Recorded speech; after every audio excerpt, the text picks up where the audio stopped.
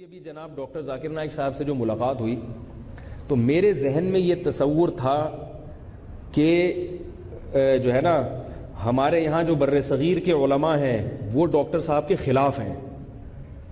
میرے ذہن میں یہ بات تھی کیونکہ انٹرنیٹ پہ جب بھی کسی مولوی خاص طور پر دیوبند کے حوالے سے کسی مولوی صاحب کی کوئی تقریر سنی تو ڈاکٹر ذاکر نائک کے خلاف ہی سنی ہے. وہ مجھے ایسا لگ رہا تھا میں جب مل کے آؤں گا تو مجھے کہیں دائرہ اسلام سے نہیں سے تو کم از کم اہل سنت والجماعت سے باہر ہی نہ نکال دیں لوگ. اور میرا ان سے ملاقات کا مقصد صرف محبت کا اظہار تھا اور کوئی مقصد ہی نہیں تھا یعنی بحث کرنا یا کوئی. میرا مقصد یہ تھا کہ وہ اتنا دین کا کام کر رہے ہیں. اچھا یہ بھی ایک بات بتا دوں, میرے بارے میں کسی نے یہ بھی اڑایا ہوا ہے کہ کسی نے کہا کہ پہلے انہوں نے ڈاکٹر صاحب کے خلاف تقریر کی, اب کس منہ سے مل رہے ہیں. یہ بھی غلط فہمی ہے. میرے جب بیان ویڈیو ریکارڈ نہیں ہوتے تھے, آڈیو ریکارڈنگ تھی جو زیادہ مشہور نہیں تھی, اس میں بھی میں نے ہر جگہ ڈاکٹر ذاکر نائک کی حمایت کی ہے, لیکن وہ بیان ریکارڈ پہ نہیں ہے کیونکہ اس وقت میں اتنا مشہور نہیں تھا. نہیں آ رہی میرا خیال بات. ایک جگہ تو ایسا ہوا کہ ایک صاحب میرے ہفتہ کا بیان ہوتا تھا لنڈی کوتل چورنگی پہ, تو وہاں 5-6 سال پہلے مسلسل ہر ہفتے پرچیاں آتی تھی کہ ڈاکٹر ذاکر نائک کے بارے میں آپ کا کیا رائے ہے. تو میں پازیٹیو رائے دیتا تھا, جس کی وجہ سے وہاں جو ہے نا میرے خلاف ایک ذہن بننا شروع ہو گیا کہ یہ گویا ہمارے مسلک کا آدمی نہیں ہے. تو یہ بات غلط ہے. میں نے کسی بیان میں ڈاکٹر ذاکر نائک کی مخالفت نہیں کی ہے. البتہ یہ ضرور ہے کہ ان کے بعض مسائل سے اختلاف کیا ہے, جس میں 3 طلاق کا مسئلہ سر فہرست ہے. وہ میں بھی کہتا ہوں کہ اس بارے میں ڈاکٹر ذاکر نائک کی رائے 100% غلط ہے. وہ میں نے ان سے بھی عرض کیا, ان سے یہ تو نہیں کہوں گا کہا, ان سے بھی عرض کیا کہ حضرت آپ جو طلاق ثلاث کے بارے میں جو آپ کی رائے ہے وہ رائے صحیح نہیں, کیونکہ اس میں پھر میں نے چھوٹے سے ان کو مختصر سے دلیل بھی دی کہ حضرت عمر رضی اللہ تعالی عنہ سے یہ کیسے توقع کی جا سکتی ہے کہ وہ ایک حلال کو حرام کر دیں, کیونکہ جو لوگ کہتے ہیں نا کہ وہ سیاسی فیصلہ تھا حضرت عمر کا, اصل تو یہ ہے کہ 3 ایک ہوتی ہے, لیکن حضرت عمر نے 3 کو 3 کہا. تو میں نے کہا یہ بہت بڑا اشکال ہے حضرت عمر پہ کہ 3 کو حضرت عمر نے, یعنی قرآن کہہ رہا ہے 1 ہوتی ہے, حضرت عمر نے کیا کہا 3, اس کا مطلب حلال بیوی کو حضرت عمر نے کیا کر دیا, حرام کر دیا. تو یہ سیاست میں ایسا جائز ہی نہیں ہے. تو حضرت عمر پہ بہت بڑا الزام ہے. پھر سارے صحابہ اس پہ خاموش رہے, پھر صحابہ پر بھی الزام ہے. پھر میں نے ان سے عرض کیا کہ ایک حدیث, ایک صحابی کا فتویٰ بھی ایسا نہیں ہے کہ جنہوں نے ایک مجلس کی 3 طلاق کو 1 کہا ہو, ایک فتویٰ بھی ایسا نہیں. ایک جو حدیث مشہور ہے وہ اس میں نے تھوڑا سا عرض کیا ان کے سامنے کہ یہ تو چھوٹی موٹی, کیونکہ میں بحث کرنے نہیں گیا تھا ان سے. تو اس مسئلے پر تو پہلے بھی اختلاف تھا اور وہ اب بھی ہے. آئی بات سمجھ میں. باقی بات یہ کہ آپ کا کسی سے کسی مسئلے پر اختلاف ہو جائے تو اس کا یہ مطلب نہیں ہے کہ آپ اس کے خلاف ہیں. بات آ رہی ہے سمجھ میں. تو میں پہلے بھی ان کا دفاع کرتا رہا ہوں اپنے بیانات میں, لیکن وہ میرے بیانات نیٹ پہ اپلوڈ نہیں ہوئے. اس وقت ریکارڈنگ بھی نہیں ہوتی تھی, ریکارڈنگ ہوتی تھی تو اپلوڈنگ نہیں ہوتی تھی, اور وہ تھکی ہوئی ریکارڈنگ ہوتی تھی, ایسے کہ میں آ رہا ہوں اور میرے ساتھ 2-3 چیزیں اور بھی آ رہی ہوتی تھی بیان میں. وہ اس کی اپنی اسپیکر کی اپنی ہوتی تھی آوازیں, وہ سمجھ میں نہیں آتا تھا میرا بیان ہو رہا ہے یا اسپیکر کا اپنا بیان ہو رہا ہے اس میں. تو یہ میں پہلے عرض کروں. باقی جو ان سے چند چیزوں میں اختلاف ہے وہ اختلاف ابھی بھی ہے, اور یہ اختلاف تو ہمیشہ سے امت میں رہے گا. ایسا تو ہو ہی نہیں سکتا کہ آپ کے اختلافات ہمیشہ سے ختم ہو جائیں.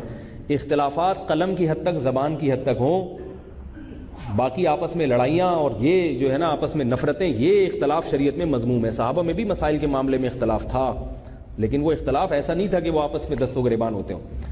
تو کیا کہہ رہا تھا میں, ہاں میرا یہ نظریہ تھا کہ شاید یہاں کے بہت سارے علماء ان کے خلاف ہیں پاکستان کے, لہذا میں جب ملوں گا اور جو ہے نا وہ پھر ایسا نہ ہو کہ ہمارے اپنے ہی معاف نہ کریں ہمیں, ابے یہ کیا کر کے آ گیا.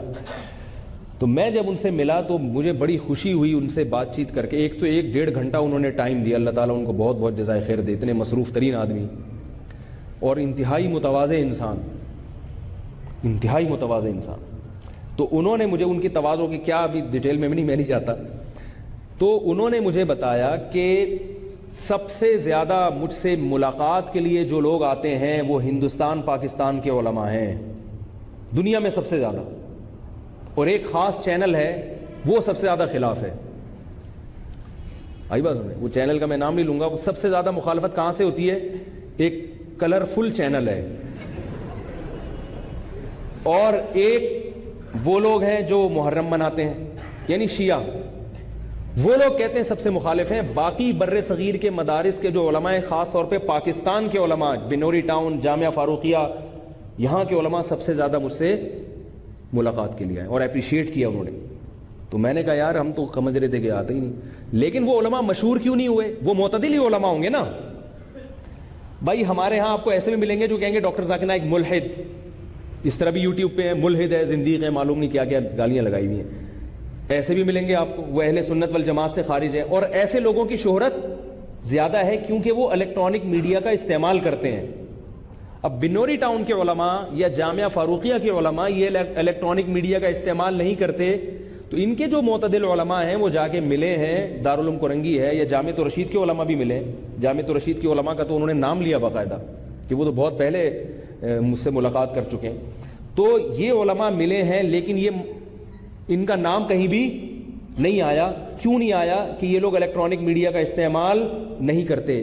اس سے مجھے الیکٹرانک میڈیا کی اہمیت کا مزید جو ہے نا وہ اندازہ ہوا. نہیں آ رہی میرے خیال میں انگلش میں سمجھائیں کیا بھائی؟ الیکٹرانک میڈیا کی اہمیت کا اندازہ ہوتا ہے کہ نہیں ہوتا؟ اس سے دنیا میں ہو کیا رہا ہے پبلک کے سامنے وہ آئے گا جو یوٹیوب پہ ہے. جو حقیقت میں ہو رہا ہے وہ پبلک کے سامنے نہیں آتا. تو پبلک کا ذہن بنانے کے لیے ضروری ہے کہ آپ الیکٹرانک میڈیا کا بھرپور استعمال کریں, کیونکہ جو اس میڈیا کا استعمال کرے گا پبلک ادھر ہی جائے گی, پبلک یہ نہیں دیکھے گی, اور پبلک اسی کو دیکھ کر تبصرے کرے گی. تو چونکہ ان کی ملاقاتیں ہوئی ہیں مگر وہ خاموش ملاقاتیں ہیں, ٹھیک ہے نا. وہ کوئی کیمرے, میں گیا تو وہ کیونکہ کیمرے سے ہم نے ویڈیو بنائی اور اللہ تعالیٰ ان کو جزائے خیر دے, انہوں نے اپنے کیمرے سے بھی ایک تصویر لی, تو وہ فوراً کیا ہو گئی, پھیل گئی. اب لوگ حیران ہیں یار یہ اس پارٹی کا آدمی اس پارٹی میں کیسے چلا گیا اس پارٹی کا آدمی اس پارٹی میں کیسے چلا گیا. تو بھائی ہم اکیلے نہیں گئے, ہم بہت سارے پہلے سے جا چکے ہیں.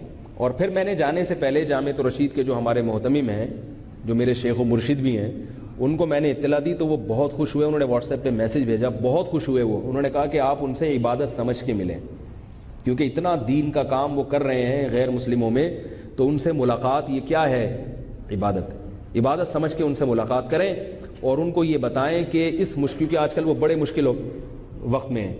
اس کا یہ مطلب نہیں ہے کہ میں ان کی ہر چیز سے متفق ہوں.